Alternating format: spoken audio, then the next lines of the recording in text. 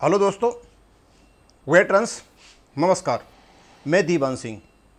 मेरे पास मेरे YouTube channel पर आए हुए कुछ कमेंट्स हैं मेरे व्यूअर्स के, उनके बारे में मैं बात करूंगा। पहला कमेंट है प्रकाश चंद जी का। प्रकाश चंद जी कहते हैं, साहब जी जय हिंद। डीएससी में 10 साल के बाद जो एलएमसी हो गए हैं लेकिन उनकी नौकरी अभी भी बाकी है, क्या पेंशन मिलेगी? Please reply. चंद्र प्रकाश जी, जो एलएमसी वालों का नियम है, लो मेडिकल कैटेगरी जब डिस्चार्ज होते हैं तो उनका रिलीज मेडिकल बोर्ड होता है। अब यदि आप पूरी नौकरी करने से पहले आते हो तो आप इनवैलिडमेंट कहलाते हो, और पूरी नौकरी करने के बाद आते हो तो वो केस इनवैलिडमेंट का नहीं होता है। यदि आप इनवैलिडमेंट पे आते हो तो आपको डिसेबिलिटी पेंशन मिलेगी, जिसमें आपको दोनों ही, उसमें जो सर्विस एलिमेंट और डिसेबिलिटी एलिमेंट दोनों के दोनों मिलेंगे। लेकिन पूरी नौकरी करने से पहले आते हो और सीओ साहब आपको निकाल देते हैं तो आपका इनवैलिडमेंट होगा, और उसमें 1% भी आपकी डिसेबिलिटी है तो आपको उसका 50% मिलेगा ब्रॉड बैंडिंग के हिसाब से। और यदि पूरी सर्विस करके आते हो और लो मेडिकल कैटेगरी में आते हो और 20% आपकी डिसेबिलिटी है तो आपको फिर भी डिसेबिलिटी पेंशन मिलेगी। नेक्स्ट है प्रेमचंद जी। ये प्रेमचंद जी बहुत कुछ मेरे उस पर रहे हुए हैं, पहले में जब वीडियो बनाता था, आज इन्होंने फिर कुछ लिखा। Sir, sometimes the government authority does not know and intend about ORP 3 revision and we unnecessarily tails this issue, as you have said that the HSC has given next date for November 2024 in regard to salary increase for captain and major in relation to OMGC recommendations does not affect current ORP 3 revision, since separate issue as it does not relate to it. As you are aware that the JCOs have been left out in ORP 3 due many reasons and misdeeds of concerned authorities, so I request you to kindly digest yourself. Rest up to you, good luck भाई। प्रकाश चंद जी, एक बात बताना चाहता हूं, आपने काफी लंबा चौड़ा ये कमेंट किया है।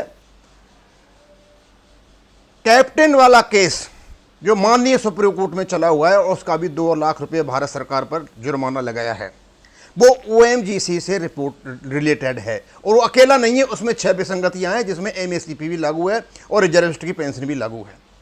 जब OMGC OROP से रिलेटेड है, कैप्टन का केस OMG से रिलेटेड है, तो 100% आपका ये केस ORP 3 से रिलेटेड है।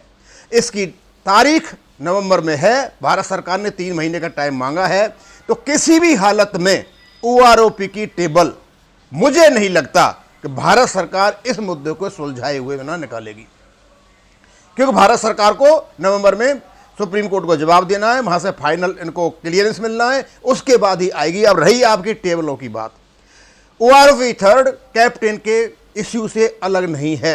अब ये लोग कुछ हैं जो ORP 3 की टेबल निकाल रहे हैं, और केवल उन लोगों को निकाल रहे हैं जो पूरी सर्विस करके आते हैं, लेकिन बीच में जो उनका कोई कैलकुलेशन नहीं कर रहे हैं। कोई इसको 8,000 करोड़ बता रहा है, कोई 6,700 करोड़ बता रहा है। ये कहाँ से फिगर लेकर के आ रहे हैं, कहाँ से लेकर के नहीं आ रहे हैं, मुझे पता नहीं। अभी कुछ दिन पहले IASM के मेजर सतवीर सिंह साहब भी कहीं मिले थे, उनका मैंने पढ़ा है पूरा का पूरा। मैं तो सिर पटक करके बैठ गया कि ये क्या बात करके आए हैं वहां पर। टोटली इररेलेवेंट बात करके आए हुए हैं ये लोग। बस उससे एक फायदा बात का पता चला कि एक लेटर जो DSW निकाला हुआ है, जो इंटरनल लेटर था, किसको, चीफ्स को, आर्मी, एयर फोर्स, नेवी को, वो शायद सही है। बस उससे और कुछ पता नहीं चला, और तो पता नहीं नेशनल मैगजीन बकवासबाजी जो कुछ ये करके आए हैं। अब जो नहीं समझता है मत समझो, मैं तो समझ रहा हूँ उसमें क्या बात है। और दूसरा, JCOs की जो आप बात करें, JCOs को छोड़ दिया गया है। JCOs को आप ये मत समझो कि इस बार भी ये कुछ करेंगे। OROP की फिगर तब बड़ी मानना जब OROP 3 की फिगर OROP 1 से ज़्यादा हो। यदि OROP 1 की फिगर 2 में कम कर दी जाए और 2 की फिगर में कुछ थोड़ा बहुत बढ़ा दिया जाए तो वो वृद्धि नहीं मानी जाएगी। केवल और केवल वृद्धि जब मानी जाएगी कि OROP 1 से ऊपर ये OROP 3 में उन लोगों को देते हैं जिनको OROP 2 में कम हुई थी। अदरवाइज ये वैसा का वैसा मैटर है।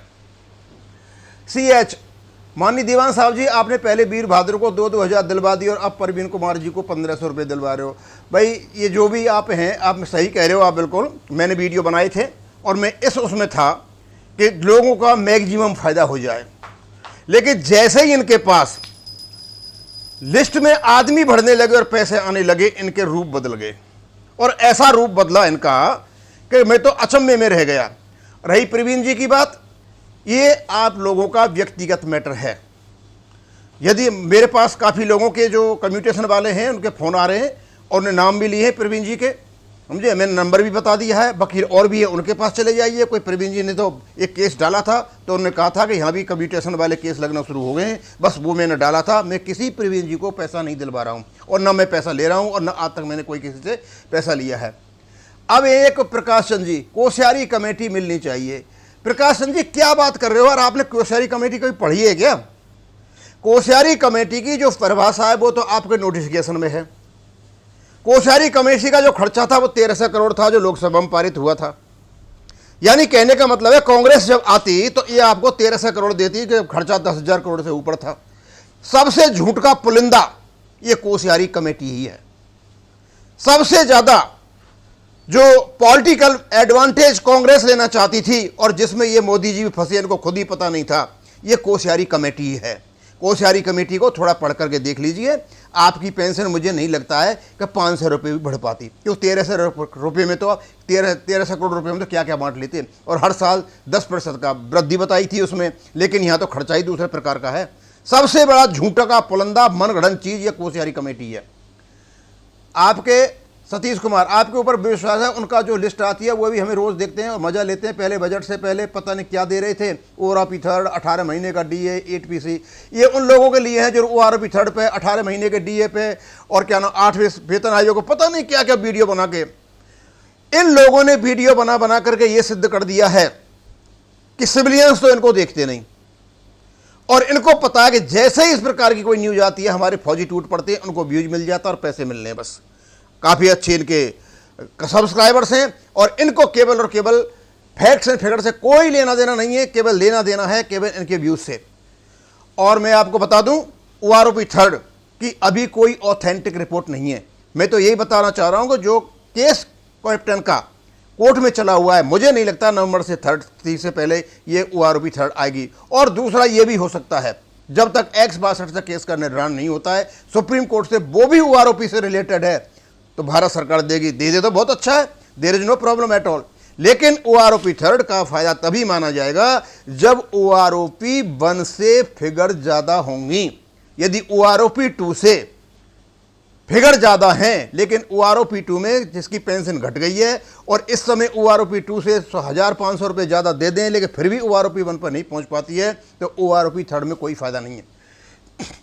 ये है अपना धर्मेंद्र सन्ना जी, धन्यवाद सर। क्या रेगुलर कैप्टनों की विसंगति इस भावना से तो नहीं कि ऑनरेरी कैप्टन रेगुलर कैप्टन के बराबर पेंशन कैसे पा सकते हैं? मैंने आईएएसएल के बड़े अधिकारी को यह कहते सुना है केवल 8 दिन के लिए रहे ऑनरेरी कैप्टन वर्षों तक रैंक होल्डर कैप्टनों के बराबर पेंशन कैसे पा सकते हैं? इस केस के बारे में और भी जानने की जरूरत है। मेरा विश्वास है कि यह मामला अफसर और जवानों के भावना से प्रेरित है। धर्मेंद्र जी एक बात बताना चाहता हूँ, कहते हैं ना अब आया ऊँट पहाड़ के नीचे। यदि कैप्टन्स की पेंशन बढ़ती है तो उसके लिए ओआरओपी की टेबल कैप्टन्स की होगी, और जो कैप्टन और रेगुलर कैप्टन और जो आपके लेफ्टिनेंट हैं वो रेगुलर, उनकी पेंशन आपको दे रखी है, यानी ऑनरेरी कैप्टन्स को। यदि रेगुलर कैप्टन की पेंशन बढ़ती है तो जाने अनजाने में बिलिंगली अनबिलिंगली इनको ऑनरेरी कैप्टन की पेंशन बढ़ानी पड़ेगी, उसी रेशियो में बढ़ेगी, क्योंकि 2 बार ये दे चुके हैं, रेगुलर कैप्टन की पेंशन ऑनरेरी कैप्टन को दे चुके हैं। अब ये नहीं कर सकते कि अब ये रेगुलर कैप्टन को अलग कर दें और ऑनरेरी कैप्टन को अलग कर दें, अब नहीं कर सकते। करेंगे तो इनके गले की फांस बनेगी और ये कोर्ट में केस हो जाएंगे। सर ऑनरेरी नायब सर का क्या हुआ, कोई न्यूज? ये है कनिष्क बता रहे हैं, सर ऑनरेरी नायब सर को बता दिया ना कि आपको रेगुलर नायब सर के बराबर पेंशन के हकदार नहीं माना है। हालांकि इन्हें 631 सर को माना है, लेकिन जो लार्जर बेंच का फैसला आया था वो वैसा का वैसा पड़ा है। आप में से कोई भी आगे कोर्ट में नहीं गया है, ना तो आपका एससी में हाई कोर्ट में गया है, ना कोई सुप्रीम कोर्ट में गया हुआ है। जब तक कोई आदमी आगे नहीं जाएगा इसको लेकर के, तब तक ये फैसला मान्य रहेगा और ये इसका पीसीडीए हो या सरकार हो या कोई भी हो, डीएसडब्ल्यू इसका फ़ायदा उठाते रहेंगे। बस इसका यही है। अब मैं इसको यहीं ख़त्म करूँगा। थैंक यू, धन्यवाद।